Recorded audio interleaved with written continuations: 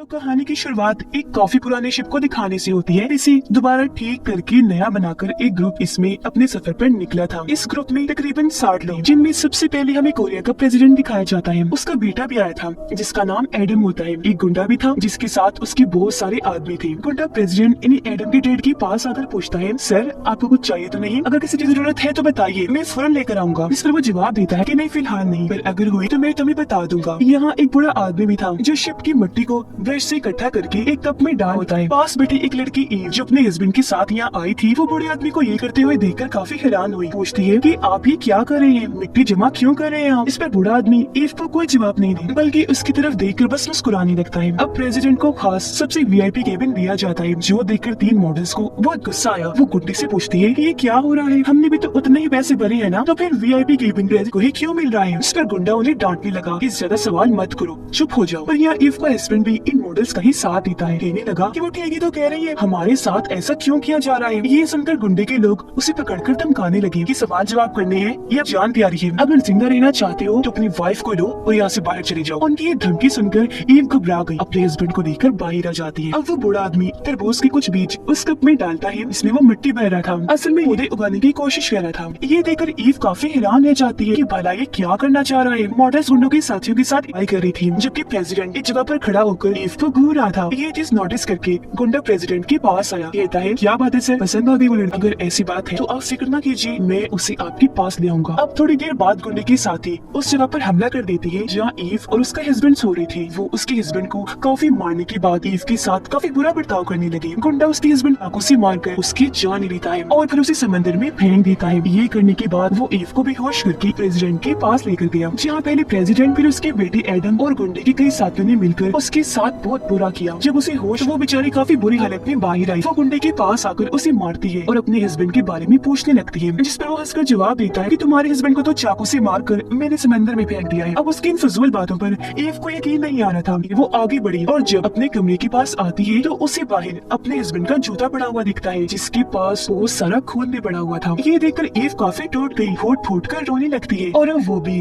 पानी में कूद कर मर जाना चाहती है। वो कूदने ही वाली थी तभी वो बूढ़ा आदमी आकर उसे रोक लेता है और ईव की जान बचा रही थी। अब हमें पूरे शिप का हाल दिखाया गया, जहाँ सारे मुसाफिर और बाकी लोग शराब पीकर सो रहे थे। अब जब ये अगली सुबह उठी तो ये देखकर इनकी होश उड़ गई कि इनकी शिप पानी में नहीं चल रही है बल्कि हवा में काफी ऊपर उड़ रही है। ये सारा नजारा वहाँ पर खड़ा हुआ बूढ़ा आदमी था, वो हैरान नहीं था। इसी वजह से ईव को उस पर शक हुआ, जैसे ये सब जानता हो, इसीलिए वो उस पर नजर रखने लगी और उसका पीछा भी करती है। जहाँ हम देखते हैं कि जो बीज बूढ़े आदमी ने डाली थी वहाँ सिर्फ छोटे छोटे पौधे निकल आए हैं और जो 2 अंडे मशीन में रखे थे उनमें से भी चिकन निकल गए हैं। अब प्रेसिडेंट कैप्टन की केबिन में जाकर उससे पूछता है कि ये शिप हवा में कैसे आई और अब हम कहाँ जा रहे हैं? कैप्टन जो खुद भी काफी घबराया हुआ था, मैं खुद नहीं जानता कि ये क्या हो रहा है, रडार भी काम नहीं कर रहा जो बता सके कि इस वक्त हम कहाँ हैं और कहाँ जा रहे हैं। ऊपर से खाना भी हमारे पास कम है जो 3-4 दिन के बाद खत्म हो जाएगा। ये सुनकर सारे मुसाफिर काफी घबरा गए और उस केबिन का दरवाजा तोड़ने लगती है जहाँ खाना रखा हुआ था। तब प्रेसिडेंट सबको रिलैक्स करते हुए कहते हैं कि प्लीज शांत हो जाओ, लड़ो नहीं, खाना सबको ही बराबर दिया जाएगा। कोई भी सुनने को तैयार ही नहीं था, इसलिए गुंडा यहाँ अपनी ताकत का इस्तेमाल करता है। वो गन पॉइंट पर सबको चुप करवाता है। अब प्रेसिडेंट कैप्टन को कहता है कि इनमें से किसी को खाना दो या ना दो, लेकिन मुझे और मेरे बेटे को जरूर मिलना चाहिए, टाइम पर पहुंच जाए हमारा खाना। पर ये चीज कैप्टन को पसंद नहीं आई, इसीलिए वो उनकी कोई भी बात मानने से इनकार कर देता है। लेकिन गुंडा उसे भी गन दिखाकर धमकाने लगा। ये चीज कैप्टन से बर्दाश्त नहीं हुई, इसलिए वो अपने शिप के लोगों से मीटिंग करता है। कहने लगा कि ये प्रेसिडेंट तो बहुत ही लालची इंसान है, ऊपर से इसने अपने साथ वो गुंडा रखा हुआ है और अब अगर हमें उनका मुकाबला करना है, उन्हें रोकना है, तो हमारे पास भी हथियार होने चाहिए। अब जैसा कि हम जानते हैं ये शिप दूसरी जंग की है, तो हो सकता है इसमें हमें हथियार ही मिल जाए। ये कहने के बाद वो सब लोग शिप में हथियार ढूंढने लगे, जहाँ इन्हें बॉम्ब्स का भरा हुआ बॉक्स मिल जाता है, जिन्हें ये अपने पास रख लेते हैं।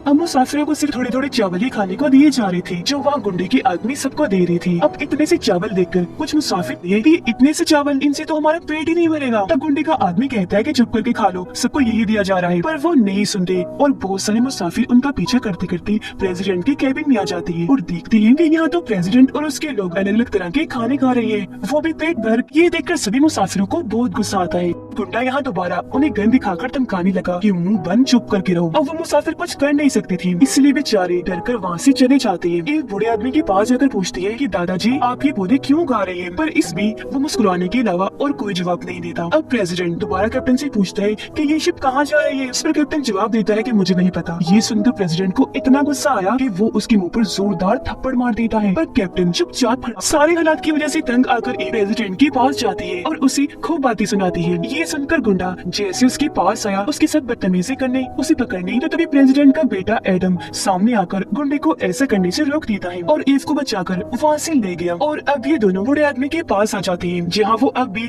पौधे ही उगा रहा था जो पहले से बड़े हो गए थे। चोरी छुपके कुछ मुसाफिर खाना चुराने की कोशिश करने लगे, लेकिन उन्हें गुंडे के लोगों ने जान से मारकर गिरा दिया जाता है। ये देखकर प्रेसिडेंट काफी खुश हो गया और वो गुंडे को इसके लिए शाबाशी देता है। अब गुंडा प्रेसिडेंट को एक गन देता है कि आप इसे रख लो अपनी हिफाजत के लिए, अगर कभी मेरे पास ना हुआ तो ये काम आ सकती है। दोपहर को प्रेसिडेंट चिकन बड़ी मजे लेने के खा रहा था। एक लेग पीस को वो वहाँ मुसाफिरों के सामने फेंक देता है, जो देखकर एक लेग पीस को उठाने के लिए वहाँ मुसाफिरों की भीड़ आती है। वो उसके लिए आपस में लड़ने लगे, धक्का मुक्की हो जाती है क्योंकि वो बहुत भूखे हैं, उन्हें कब से खाना नहीं मिला। ये देखकर एडम को अपने डैड प्रेसिडेंट पर बहुत गुस्सा आया, इसीलिए वो उन्हें डांटने लगा कि डैड आप कितने लालची और जालिम इंसान हैं, इन लोगों के साथ आखिर ऐसा सलूक क्यों कर रहे हैं। इस पर वो जवाब देता है कि बेटा अगर हमें जिंदा रहना है तो इन सबको मरना होगा, तुम इसे बस कोई ड्रामे या फिल्म सीन समझो और एंजॉय करो। उधर बूढ़ा आदमी शिप के बाथरूम से यूरिन जमा करके लाता है और उसे पौधों पर डाल देता है, जो देखकर ईव कहती है दादाजी ये क्या गंदे काम कर रहे हैं, भला इससे पौधों को क्या फर्क पड़ेगा। इस पर भी वो कोई जवाब नहीं देता सिवाय मुस्कुराने की। तभी ईव को उल्टी होने लगी। ये देखकर बूढ़ा आदमी उसे चेक करता है और जानकारी देता है कि तुम तो माँ बनने वाली हो। अब उसका हस्बैंड तो रहा नहीं और अकेले ही वो इस बच्चे को पढ़ना पाती थी, इसीलिए उसे मारने का सोचती है। उसने चाकू उठा लिया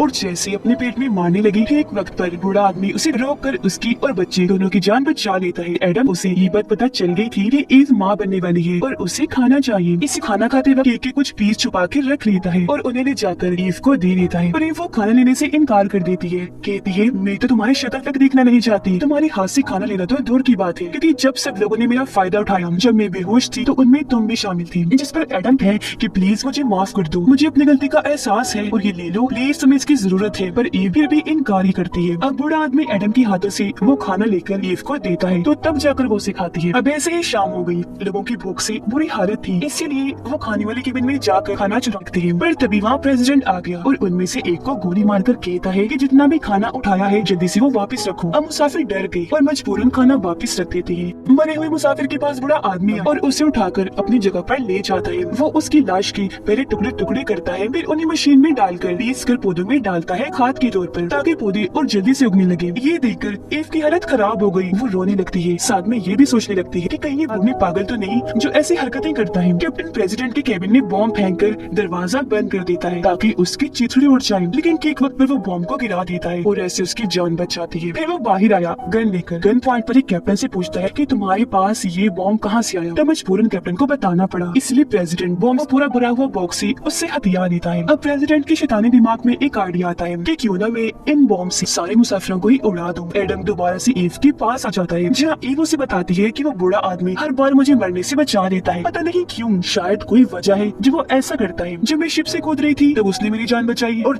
अपने पेट में चाकू मारने की कोशिश की तभी उसने ही मेरी जान बचाई।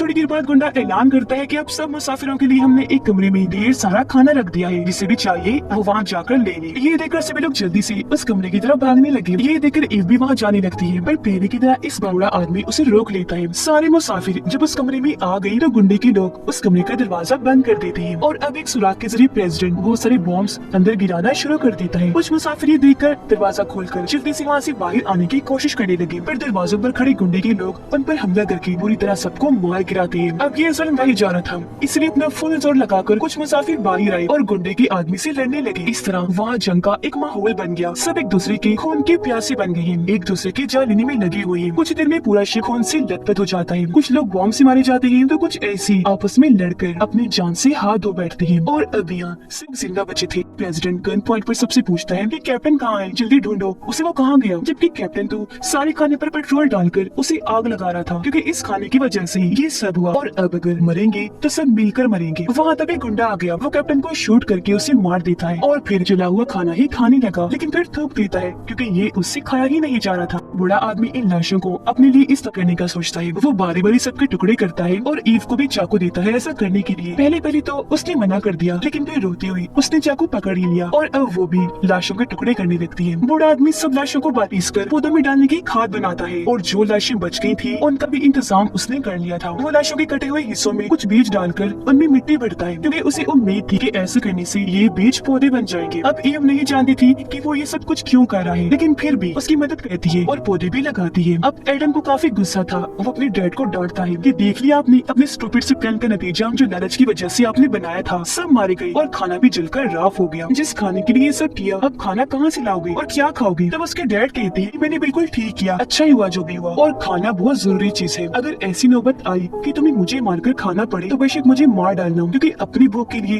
अगर मुझे तुम्हें मारना हुआ तो मैं मार दूंगा और खा जाऊंगा। ऐसे दिन गुजरते गए। हम देखते हैं कि बूढ़े आदमी ने जो बीज इंसान की लिस्ट पे लगाए थे वहाँ से पौधे फिर से उग रहे हैं, और जो दो चिकन थी वो भी बड़े होकर अब मुर्गा और मुर्गी बन गई है। उन्हें देखकर ईव बूढ़े आदमी से कहती है कि दादा क्यों ना हम इन मुर्गियों को ही खा लें, बजाय इंसानों का मांस खाने के। अब वो बूढ़ा आदमी जो इतनी देर से बोला नहीं था अब बोल पड़ता है, कहने लगा कि बेटा अगर हमने ये मुर्गियाँ खा ली तो इनके बाद क्या खाएंगे? हमें भी सिर्फ अंडे ही खाने हैं, ताकि मुर्गियाँ जिंदा रहे और अंडे देती रही। ऐसे हमारे पास खाने की चीज भी होगी और मुर्गियाँ बड़ी होकर और अंडे देती रहेंगी, और फिर हमारे पास कई सारी मुर्गियाँ हो जाएंगी, तब फिर हम इन मुर्गियों खा सकते हैं। अब ईव को जिंदा देखकर गुंडा उसे मारने आया। तब उसे रोककर एडम कहता है कि इसे मारने से पहले तुम्हें मुझे मारना होगा। गुंडा कहता है निकी और पूछ और अब वो यहाँ एडम को मारने पर उतर आया, लेकिन ठीक वक्त पर यहाँ प्रेसिडेंट आकर गुंडे को गोली मारते हैं। वो मरा नहीं, क्योंकि गोली उसके बाजू पर लगी थी। तो अब उसे मारने के लिए प्रेसिडेंट ने जैसे गोली चलाई तो गन खाली हो चुकी थी। गुंडा यहाँ अपनी गन से ही प्रेसिडेंट को शूट कर देता है। गोली उसके सीने पर लगी, वो गिर गया और मौके पर ही उसकी मौत हो गई। ये देखकर एडम काफी घबरा गया, उसे ईव की फिक्र लगी, इसलिए वो उसका हाथ पकड़कर उसे लेकर वहाँ से भाग जाता है और गुंडा भी उनका पीछा करने लगा। अब बूढ़ा आदमी प्रेसिडेंट की लाश के पास आता है और उसकी गोली वाली जगह पर बीज और मिट्टी डाल देता है। उनका पीछे करते करते गुंडा आखिरकार उसने ईव और एडम को ढूंढ लिया था। इस बार एडम उससे लड़ता है। गुंडा जब उसे मार रहा था तो मौका पाकर ईव ने उसकी गन निकाली। उसने पहले उसके सीने पर शूट किया और फिर सर पर, जिससे गुंडा वहीं पर मारा जाता है। उसके शर्ट खोलकर गोली वाली जगह पर ईव मिट्टी डाल देती है, जो चीज उसने बूढ़े आदमी से सीखी थी। कुछ दिन के बाद दिखाया गया कि लाशों में से और पौधे उग गए हैं, जो काफी बड़े हो गए हैं। बूढ़े आदमी को कहता है कि मुझे बहुत भूख लगी है, प्लीज वो मुर्गियाँ मुझे दे दो ताकि मैं उन्हें खा सकूं। अब यहाँ बूढ़ा आदमी उसे मुर्गी तो नहीं देता, बल्कि कोई और मांस का टुकड़ा उसे खाने को देता है, ताकि वो अपनी भूख मिटा सके। अगले दिन एडम ने दोबारा खाना मांगा तो इस बार भी बूढ़ा आदमी उसे मांस का टुकड़ा खाने को देता है। ये देखकर ईव काफी हुई। उसे कुछ समझ नहीं आ रहा था कि बूढ़े आदमी को मांस के टुकड़े मिल कहाँ से रहे हैं, क्योंकि सारे लोग तो पौधे बन गए हैं। ये बात उसने बूढ़े आदमी से पूछी, लेकिन इस बार भी उसने जवाब सिर्फ मुस्कुराहट ही दी। पर यहाँ ये बात सामने आती है कि जब भी एडम खाना मांगता है तो बूढ़ा आदमी उसको अपना ही मांस काट कर देता है। और फिर ऐसे एक दिन बूढ़े आदमी को एक आइडिया आया। उसने अपने जिस्म का सारा ही मांस काट कर एक बाल्टी में डाल दिया, जितना वो काट सकता था, और ऐसे ही जख्मी हालत में खून में लथपथ